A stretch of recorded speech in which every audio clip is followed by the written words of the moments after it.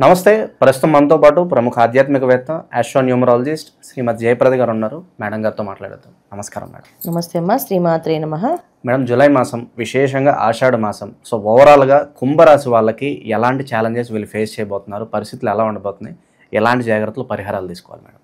తప్పకుండా అన్న. కుంభరాశి వాళ్ళకి ఈ మాసం అంటే వీళ్ళకి ఆషాఢ మాసంలో ఛాలెంజ్ అనేది కాదు, రాశిలోనే రాహు ఉండడం వల్ల ఏంటంటే ఎప్పుడైనా సరే ఏ గ్రహంలో ఏ రాశిలో అయినా ఒక గ్రహం ఉందంటే దాని తగ్గ ఫలితాలు మనం అనుభవించాల్సిందే.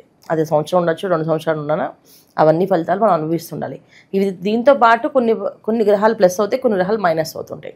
ఈ మాసం వీళ్ళు చెప్పాలంటే రాహు రాశిలో ఉండడం వల్ల, కుంభరాశిలో రాహు ఉండడం, ద్వితీయ స్థానంలో శని భగవాన్ ఉండడం, ఈ రెండు ఉండడం వల్ల వీళ్ళకి అన్నిటికంటే మెయిలైన విషయం ఏంటంటే ఈ మాసంలో బుధుడు శుక్రుడు ఇద్దరు కూడా యోగిస్తున్నారు. అందువల్ల ఏంటంటే రాహు శుక్రులు, బుధులు, తర్వాత బుధ రాహులు, శని బుధులు, శని శుక్రులు వీళ్ళందరూ కూడా కాస్త మంచి ఫలితాలు ఇస్తారు ఎందుకంటే వీళ్ళకి అనుకూలమైన గ్రహాలు కదా అవి. అందుకని ఖచ్చితంగా మంచి ఫలితాలు ఉంటాయి. అయితే మంచి ఫలితాల కంటే ముందు రవి ప్లస్ కుజుడు ఇద్దరు కూడా చెడు ఫలితాలు ఇస్తున్నారు. ముందు అవి చెప్పుకుందాం. ఎందుకంటే రవి ఒక విషయంలో వచ్చినప్పటికీ ఏమైందంటే ప్రతి విషయంలో వీళ్ళే ఇప్పుడు దాకా ఏంటంటే మేము చేయగలం, మా వల్ల అయిపోతుందని చెప్పి ఒక ధైర్యము, అది ఆత్మధైర్యం అనుకుంటారు. కానీ కొంతమంది అది కొంతవరకు గర్వంగా కనిపిస్తుంది. అలాంటి గర్వానికి వెళ్ళిన వాళ్ళందరికీ ఈ మాసంలో కాస్తంత ఇబ్బంది పడి కాస్త కాళ్ళు చేతులు విరిగినట్టుగా పరిస్థితి వచ్చే అవకాశం ఉంది. అంటే ఉద్యోగాల్లోంచి తీసేయడమో, లేకపోతే వీళ్ళ ప్రమోషన్స్ వల్ల ఇంతకుముందు ఏదైతే ప్రమోట్ చేస్తారో ఆఫీస్లో అందరూ వీళ్ళని ఎత్తుకు పెట్టుకున్నారో వాళ్ళని వీళ్ళు దించేసే పరిస్థితి, ఖచ్చితంగా వీళ్ళ వల్ల ఏ పని అవ్వట్లేదని చెప్పేసి అలాంటి పరిస్థితులు కొంచెం ఎదుర్కోవాల్సి వస్తుంది. ఎందుకంటే రవి బాలేదు ఇక్కడ. దీనివల్ల ఏంటంటే కాస్తంత అధికార విషయంలో, తర్వాత వాళ్ళకు ఉండే ఉద్యోగాల విషయాల్లో, కొన్ని వ్యాపారాల్లో, వీటిల్లో కాస్తంత ఇబ్బందులు అనేది కనిపిస్తున్నాయి కుంభరాశి వాళ్ళకి. అంటే ఇబ్బందులు కనిపిస్తాయి కానీ ధనం గురించి కాదు, ఇబ్బందులు కనిపిస్తున్నాయి. అంటే వీళ్ళ గౌరవం సంబంధించినవి కొంచెం అగౌరవం పడ్డాము, అవమానింపబడ్డాము, కాస్తంత ఇబ్బంది పడ్డాము, పరువు నష్టం, కొంచెం విధంగా పోవడము, తర్వాత బంధువులతో కాస్తంత విరోధాలు, వాళ్ళతో కాస్త మాట పెంచుకోవడము, దాన్ని కొంచెం ఎక్కువగా ముందుకు వెళ్ళి ఇంకొంచెం గట్టిగా మాట్లాడి అది వాదనలకు దిగి అది కొట్టుకోవడం దాకా వెళ్ళడము, ఇలాంటి విషయాలు రవి కుజులు ఇద్దరు ఈ మాసంలో కుంభరాశి వాళ్ళకి ఇస్తారు. అందుకని వీళ్ళు ఏం చేయాలంటే గొడవ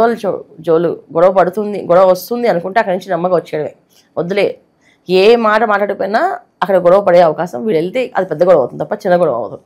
వీళ్ళు మధ్యవర్తిగా వెళ్ళి ఏదో సర్దిద్దామంటే అది వీళ్ళకే రివర్స్ అయ్యి వీళ్ళనే ఇబ్బంది పెట్టే అవకాశం ఎక్కువగా కనిపిస్తుంది. అందుకే గొడవల జోలికి వెళ్ళకూడదు, మధ్యవర్తి పనులు చేయకూడదు, మీడియేటింగ్గా ఏ పనులు చేద్దాం అనుకున్నా చేయకుండా వెనక్కి ఉండడం మంచిది. ఒకవేళ రియల్ ఎస్టేట్ రంగంలో ఉన్నవాళ్ళు కాస్తంత ఈ మాసంలో తక్కువగా ఏదో మన పని అయ్యిందా అన్నట్టు చూసుకుని వెళ్ళడం ఇంకా మంచిది. ఎందుకంటే అధిక శ్రమ తక్కువ లాభం అంటే స్వల్ప లాభం అని రాశారు. స్వల్ప లాభం అని రాస్తే ఏంటి అర్థం అంటే చాలా తక్కువగా వస్తుందని. ఇవాళ రోజు మనం ఏదైనా ఒక ల్యాండ్ చూపించిన వెళ్ళి పాపం అంత దూరం కష్టపడి వెళ్తే వాళ్ళు తీసుకోకపోవచ్చు, తీసుకోమని చెప్పేసిన వేస్ట్ అవుతున్నాడు. సో అందుకనంటే రియల్ ఎస్టేట్ పనులు చేసేవాళ్ళు, తర్వాత ఉద్యోగాల్లో ఉన్నవాళ్ళు, వ్యాపారాలు, సొంత వ్యాపారం అంటే ఇండిపెండెంట్ వ్యాపారాలు, కలిసిన వ్యాపారాలు కాకుండా ఇండిపెండెంట్గా ఎవరికి వాళ్ళు షాప్స్, బట్టల షాపులో కానీ దుకాణాలు ఉంటాయి కదా, ఇలా ఉన్న వాళ్ళందరూ కానీ మాటని చాలా మౌనంగా ఉండి తన పని తను చేసుకుంటూ ఎక్కువ నామాన్ని ఎగుదే స్మరణ చేసుకుంటూ ముందుకు వెళ్తే మంచి ఫలితాలు ఉన్నాయి. లేకపోతే కాసంత ఇబ్బందులు ఉన్నాయి. ఎందుకంటే ఎవరో వచ్చి ఏదో మాట అంటాడు, కోపం వస్తుంది, గట్టిగా మాట్లాడతాం, ఎప్పుడూ లేనంత కోపం వస్తుంది. ఎందుకంటే ఇక్కడ కుజుడు ప్లస్ రాహు చూస్తున్నారు.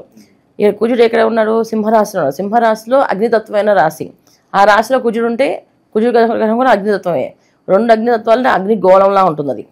సో ఇంత స్పీడ్లో రాహు అంటే పొగ. సో ఎప్పుడైతే ఈ మంటకి పొగ తోడైతే ఏమవుతుంది, మంట పెద్దగా అవుతుంది.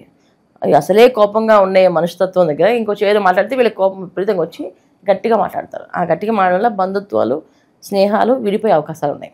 అది పెద్ద మాట కాకపోవచ్చు, చిన్న మాట అయి ఉండొచ్చు, కానీ ఇది వీళ్ళ మనసుకు నచ్చదు అనమాట, వెంటనే మాట్లాడేస్తారు. ఇలాంటి విషయాలు జరుగుతాయి కనుక కొంచెం మౌనాన్ని ఎక్కువగా వహించడము ఈ మాసం వీళ్ళకి చాలా అనుకూలం.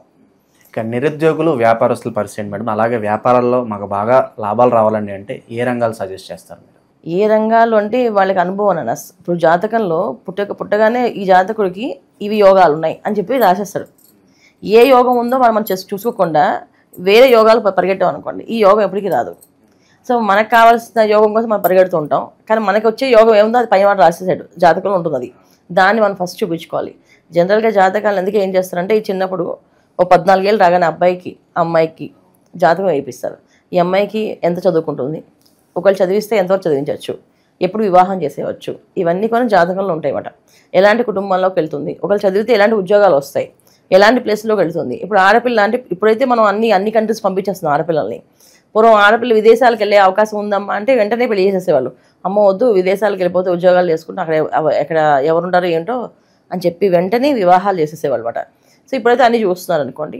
అలా మనం జాతకాన్ని పరిశీలించాలి. పర్సనల్ జాతకం ఎప్పుడైతే పరిశీలిస్తామో అప్పుడు వాళ్ళకి ఏ యోగం ఉంది, ఆ యోగంలో వీళ్ళు రాణించరా.